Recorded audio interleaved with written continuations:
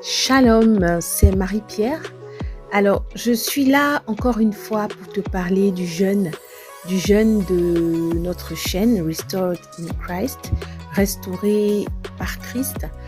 Ce jeûne commence ce dimanche 15. Alors, ce n'est pas une obligation, c'est quelque chose qui est fait de manière spontanée. Aujourd'hui, on est en 2023, il est important et j'attire ton attention sur le fait qu'il est indispensable de pouvoir consacrer son année au Seigneur. C'est pour ça que je vais commencer à partir de dimanche un jeûne de 12 jours. Le chiffre 12 est symbolique. Le 1 représente le mois de janvier. Le 2 représente le mois de février. Le 3 représente le mois de mars. Et ainsi de suite jusqu'à aller dans le mois de décembre. Voilà.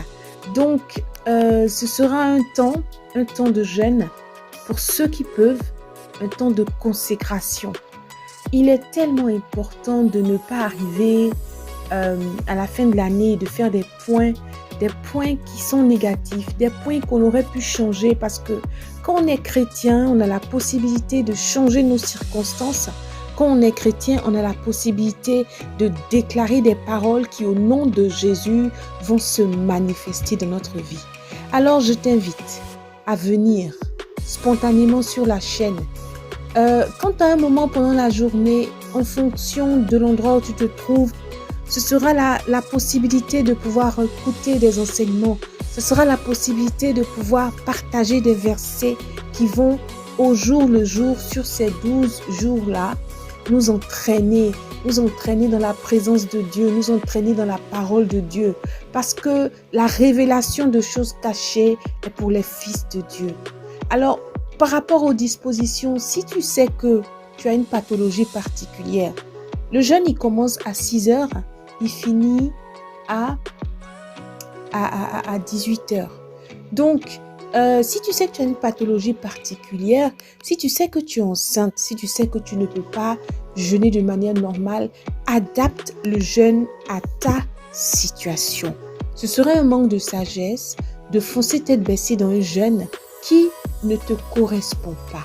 Donc, regarde, si tu as des soucis médicaux, tu adaptes. Si tu dois commencer ton jeûne 2 heures plus tard, par exemple, tu peux commencer le matin à partir de 8 heures. Auparavant, tu auras peut-être pris tes médicaments et puis tu termines le jeûne à 18 heures. Ou si tu es enceinte, tu t'organises si tu veux, tu peux jeûner jusqu'à midi. En tout cas, tout est fait selon la conviction du Saint-Esprit. Il ne faut surtout pas forcer. Parce que quand on force, après, il n'y a plus de spontanéité. Alors, dis-toi que ce temps-là sera indispensable pour que tu puisses t'approcher de Dieu, pour que tu puisses lui consacrer totalement ton année et pour que tu fasses une pause avec tout ce que tu as à faire. Nous qui sommes des chrétiens de la diaspora, il y a tellement d'activités.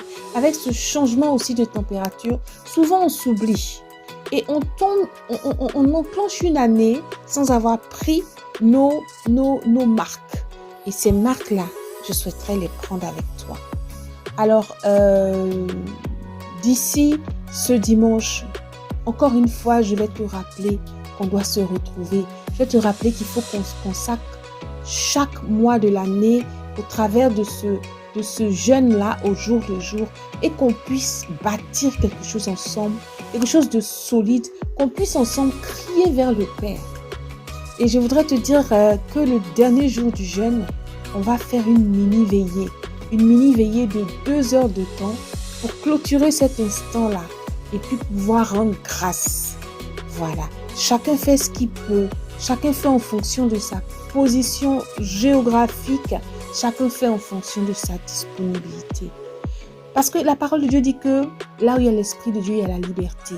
Alors sens-toi libre de te rallier à ce moment, sens-toi libre de participer en fonction de ta disponibilité, en fonction de ta condition physique. Mais sache que nous sommes tous une famille, on forme une famille de restaurés. Et cette année encore plus que jamais, ta restauration est total. Alors viens chercher cette restauration avec moi.